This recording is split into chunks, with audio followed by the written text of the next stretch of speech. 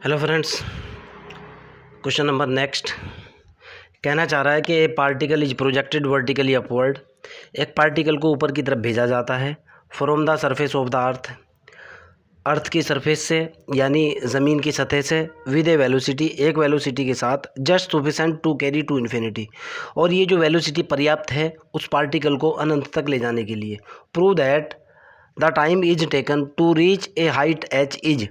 जब particle H ऊंचाई पर पहुंचता है तो उसके द्वारा जो लिया गया टाइम है, पार्टिकल द्वारा जो लिया गया टाइम है वो आपको सिद्ध करना है 1/3 अंडर द रूट 2a/g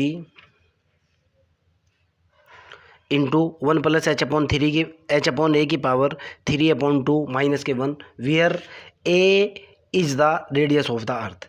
सबसे पहले मैं इस क्वेश्चन का ग्राफ बनाऊंगा और उसके बाद क्वेश्चन को कैलकुलेट करूंगा। सपोज दैट ये मेरी अर्थ है,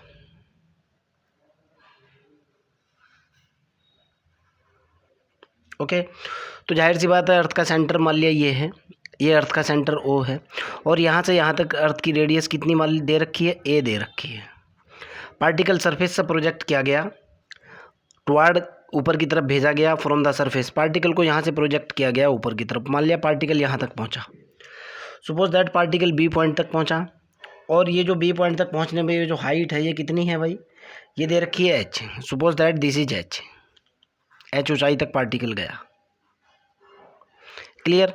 मान लिया जाए सर ये जो ये वाला पॉइंट है टचिंग सरफेस वाला, सपोज दैट ये वाला पॉइंट ए है, ओके। और यहाँ से कुछ दूरी के बाद सपोज दैट यहाँ से कुछ दूरी के बाद एक पॉइंट पी है, ये वाला पॉइंट सपोज दैट पी है और ये वाली दूरी यहाँ से यहाँ तक सपोज दैट ये वाली दूरी एक्स है, ये वाली दूरी यहाँ से लेके पॉइंट पी तक, ओके। कोई दिक्कत वाली बात नहीं है। और जाहिर सी बात है पॉइंट बी के ऊपर वेलोसिटी कितनी होगी, मैक्सिमम हाइट पर जैसे ही पार्टिकल पहुंचेगा वहाँ वी की वैल्यू कितनी हो जाएगी, 0। आप इन चीज़ों को सबको जानते हो, ओके। अब मैं इक्वेशन ऑफ मोशन का यूज़ करूँगा और रिजल्ट कैलकुलेट करूँगा, ठीक है ना। नाउ सीधा लिख रहा हूँ मैं, ये सारी चीज़ें आपको पता है, बहुत सारे क्वेश्चंस मैंने इस तरह के बता रखे हैं आपको। अब मैं डायरेक्ट इसके सॉल्यूशन की तरफ जा रहा हूँ। मैं कह रहा हूँ द इक्वेशन ऑफ मोशन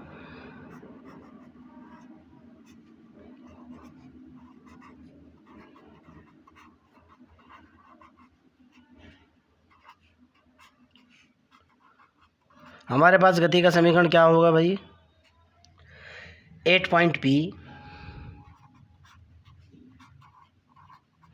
बिंदु पी पर गति का समीकरण क्या होगा भाई, आपको भी पता है कि d2x over dt² is equal to होगा माइनस के μ/x²। आप जानते हो सारी चीज़ें, सारे डिटेल में इसलिए नहीं जा रहा हूँ क्योंकि इससे पहले वाले क्वेश्चंस के अंदर सारी बात मैंने आपको बता रखी है। क्लियर। सपोज दैट ये मेरा इक्वेशन 1 है। मैं कहना चाह रहा हूँ 8 पॉइंट ए, बिंदु ए की बात कर रहा हूँ, 8 पॉइंट ए बिंदु ए के ऊपर क्या होगा मेरे पास, x इज इक्वल टू कितना हो जाएगा, ए हो जाएगा। आप इस चीज़ को जानते हो, x जो है एक वेरिएबल पॉइंट होता है, सॉरी p जो है एक वेरिएबल पॉइंट होता है। p को आप यहाँ भी ले सकते हो, थोड़ा ऊपर भी ले सकते हो।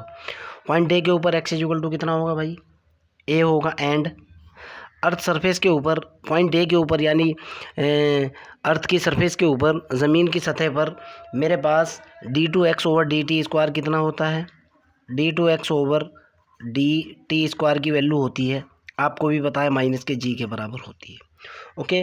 दोनों की दोनों वैल्यू मैं इक्वेशन 1 के अंदर पुट करूँगा और रिजल्ट निकालूंगा। Putting x is equal to a and d2x over dt²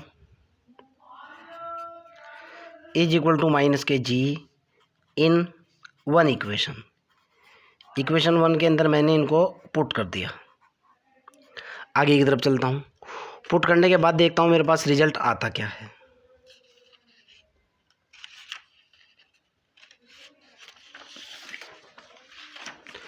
यहाँ से मेरे पास जो रिजल्ट निकल करके आएगा भाई, d2x ओवर dt², ये तो हो गया माइनस का g, इसकी वैल्यू डाली मैंने, ये तो हुआ माइनस का g is equal to minus mu upon a square minus mu upon x की वैल्यू कितनी है ए स्क्वायर, माइनस से हुआ मेरा माइनस ख़त्म, यहाँ से म्यू की वैल्यू निकल करके आई ए स्क्वायर इंटू जी। अब मैं म्यू की वैल्यू पुट करूँगा, मैं कह रहा हूँ कि putting mu is equal to a square into g in one equation, उसी इक्वेशन के अंदर मैंने वैल्यू डाल दी। ओके, जो मेरे पास फर्स्ट इक्वेशन है, देखता हूँ क्या निकल करके आएगा। ये हो जाएगा भाई d2x over d t square is equal to minus तो है ही, म्यू की वैल्यू डाली, ये निकला a square g upon x square. कोई दिक्कत तो नहीं है। अब मैं इसको मल्टीप्लाई करूँगा, मैं कह रहा हूँ कि मल्टीप्लाई, सपोज दैट ये इक्वेशन नंबर ए है। ओके, मैंने किया मल्टीप्लाई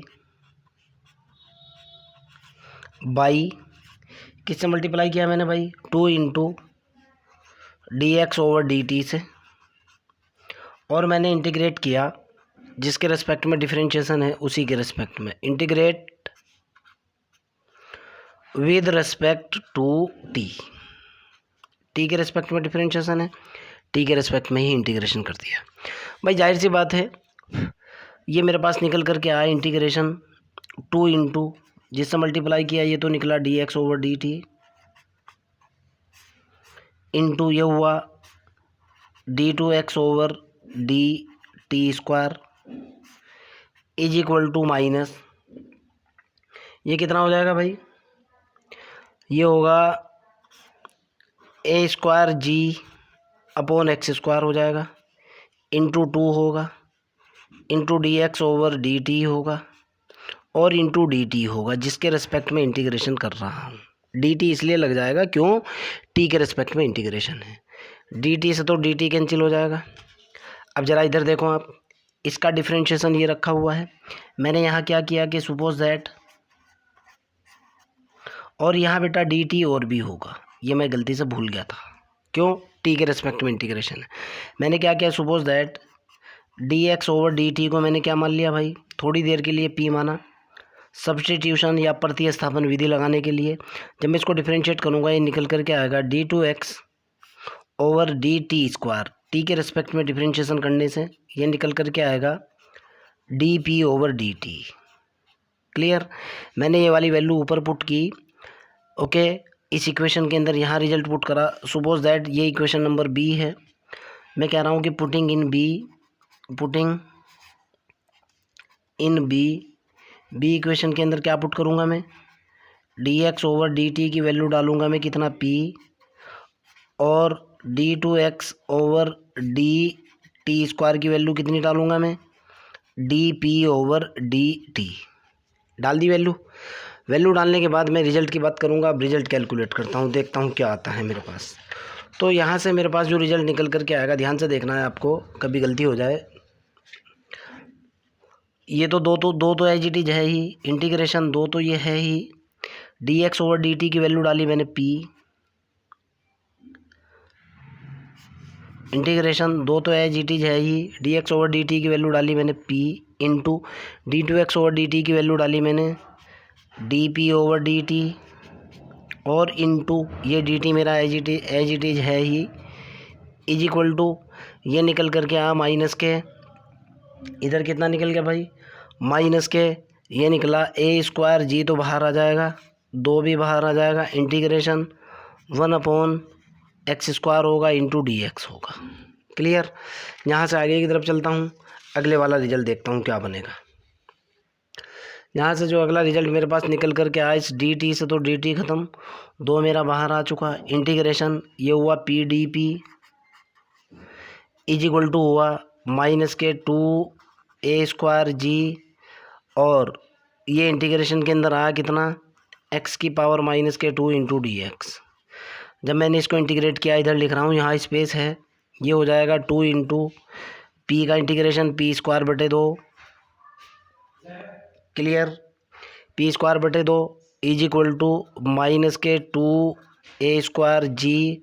जब इसको इंटीग्रेट करूँगा एक्स की पावर -2 + 1/-(-2 + 1) इंडेफिनिट इंटीग्रेशन है प्लस आर्बिट्रेरी कांस्टेंट सी। आप समझते हो सारी चीज़ें। यहाँ से मेरे पास 2 से 2 कैंसिल हो जाएगा, ये निकल करके आएगा p² = होगा कितना, इस माइनस से माइनस कैंसिल हो जाएगा, ये निकल करके आएगा 2a² g x की पावर -1 + k c। इसको एक बार फिर लिख रहा हूँ, ये निकलेगा p² = 2a² g x + k c। Clear है ना। मैंने p की वैल्यू डाली, बट p = मेरे पास कितना है, p बराबर है मेरे पास dx/dt। कहाँ से है अभी आपको दिखा रहा हूँ। जो मैंने सपोज किया था, मैंने क्या सपोज किया था भाई, मैंने सपोज किया था dx/dt की वैल्यू p। ओके, मैंने ये वाली वैल्यू डाली, तो मैं कह रहा हूँ कि सपोज दैट ये इक्वेशन नंबर c है। मैं कह रहा हूँ कि पुटिंग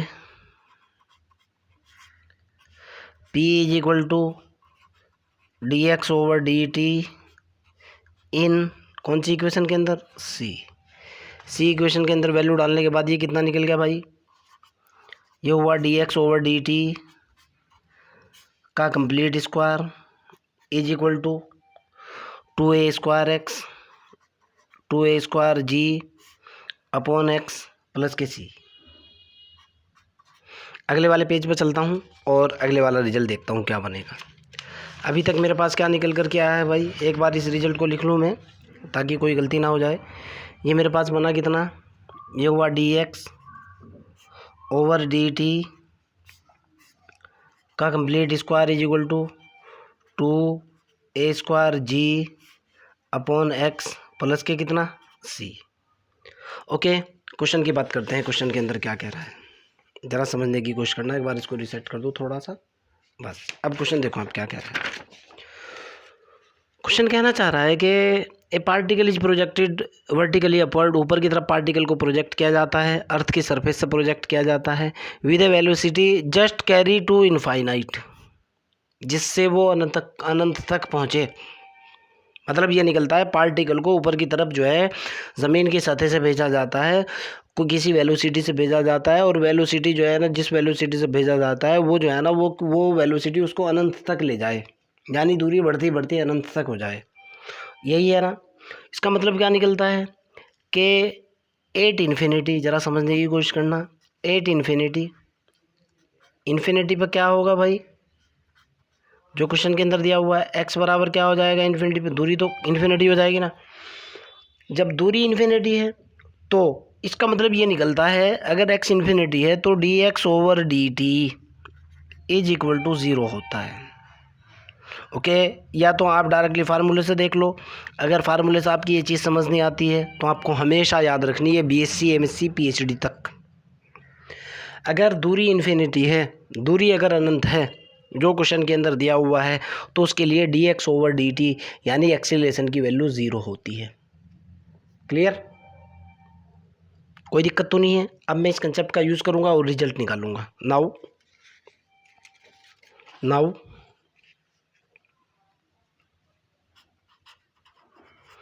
x = कितना, इनफाइनाइट, एंड dx/dt = 0। पुटिंग कहाँ पुट करूँगा भाई मैं, इन अबव इक्वेशन, ऊपर वाली इक्वेशन के अंदर मैंने दोनों रिजल्ट पुट कर दिए हैं। देखता हूँ dx/dt की वैल्यू डाली कितनी, 0 = ये हुआ 2a² g / + के c। कितना निकल करके आएगा भाई, 0 = किसी भी संख्या को इन्फिनिटी से भाग देने पर क्या निकलता है, क्या निकलता है भाई, 0 = 0 + के c, यानी c = कितना निकल गया, 0 निकल गया ना। सपोज दैट ये मेरी इक्वेशन f है। अब मैं क्या कह रहा हूँ कि पुटिंग, क्या पुटिंग कर रहा हूँ भाई, c = 0 in equation f। Equation f के अंदर मैंने c = 0 पुट कर दिया, तो ये कितना निकल कर गया भाई, ये तो हुआ d x over d t का complete square is equal to 2a² g upon x plus k 0। ये निकला ना। यहाँ से आगे की तरफ चलते हैं। यहाँ से निकल करके आ d x over d t का complete square is equal to 2a² g upon x. मैंने यहाँ से d x over d t की वैल्यू निकाली। D x over d t की वैल्यू जैसे ही मैं निकालूंगा, ये निकल करके आ a under the root 2g बटे अंडर द रूट एक्स। ये एक डिफरेंशियल इक्वेशन है फर्स्ट ऑर्डर फर्स्ट डिग्री की। वेरिएबल सेपरेबल को अलग अलग किया मैंने। वेरिएबल सेपरेबल का यूज़ किया by using variable separable. First order first degree की डिफरेंशियल इक्वेशन है, मैंने इसमें वेरिएबल सेपरेबल किया, यानी चरों का पृथक्करण किया। एक्स वाला अलग किया, टी वाला अलग किया। तो ये मेरे पास निकल कर के आया, ज़रा ध्यान से देखना। डी टी तो उधर लेकर के गया, d t is equal to निकला, टी निकल गया। दूसरी तरफ कितना निकलेगा, 1/a under the root 2g into under the root x, देखो आप, इंटू डी एक्स। कोई दिक्कत तो नहीं है, नो प्रॉब्लम। आगे की तरफ चलते हैं। चलो भाई, ये लाइन मैं फिर लिखूँगा, यहाँ से अब इंटीग्रेट करूँगा। मेरे को टोटल टाइम निकालना है। मेरे पास डी टी की वैल्यू आई, डी टी निकला 1/a under the root 2g under the root x into d x. अब ध्यान से सुनना क्या कह रहा है।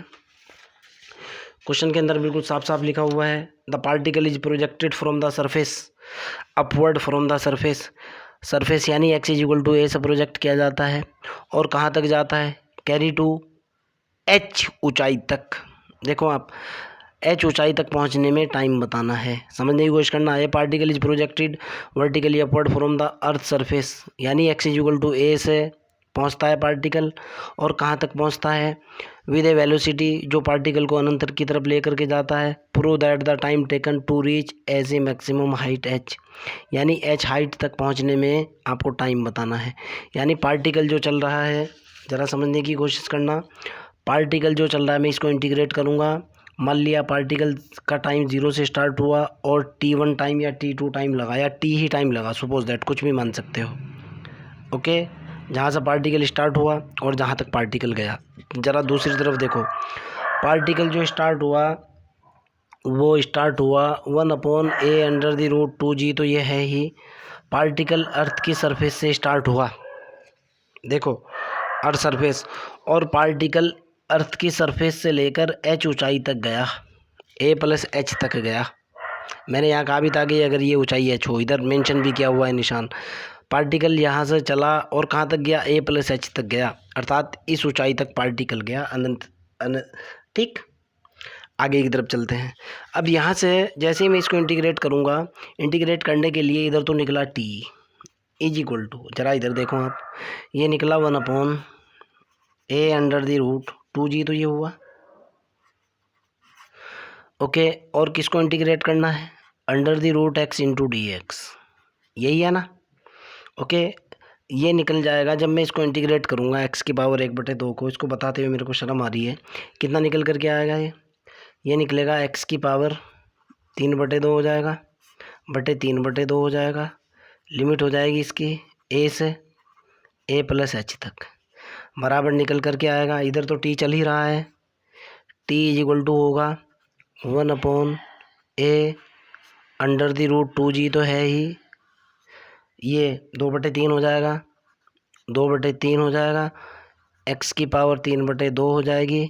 लिमिट हो जाएगी a से a + h तक। क्लियर है ना। मेरे ख्याल से यहाँ तक कोई डाउट आपको नहीं लगना चाहिए।